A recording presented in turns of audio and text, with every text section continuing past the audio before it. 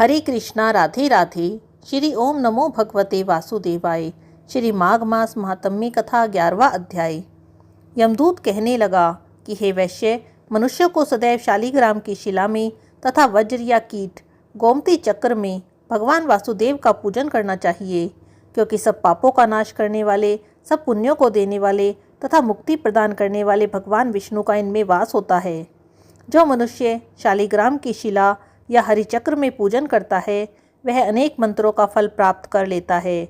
जो फल देवताओं को निर्गुण ब्रह्म की उपासना में मिलता है, वही फल मनुष्य को भगवान शालिग्राम का पूजन करने से यमलोक को नहीं देखने देता। भगवान को लक्ष्मी जी के पास अथवा वैकुंठ में इतना आनंद नहीं आता जितना शालिग्राम की शिला या चक्र में निवास करने से आता है। स्वर्ण कमल युक्त करोड़ों शिवलिंग के पूजन से इतना फल नहीं मिलता जितना एक दिन शालिग्राम के पूजन से मिलता है। भक्तिपूर्वक शालिग्राम का पूजन करने से विष्णु लोक में वास करके मनुष्य चक्रवर्ती होता है। काम, क्रोध, लोभ, मोह, अहंकार से युक्त होकर भी मनुष्य शालिग्राम का पूजन करने से वैकुंठ में प्रवेश करता है। जो सदैव ही शालिग्राम का पूजन करते हैं, वह प्रलय काल तक स्वर्ग में वास करते हैं।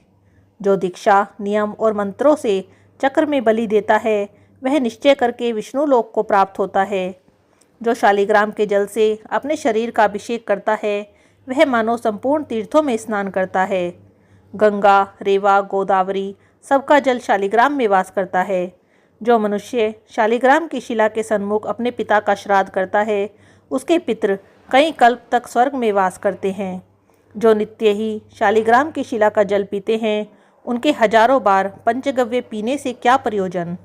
यदि शालिग्राम की शिला का जल पिया जाए तो सहस्त्रों तीर्थ करने से क्या लाभ।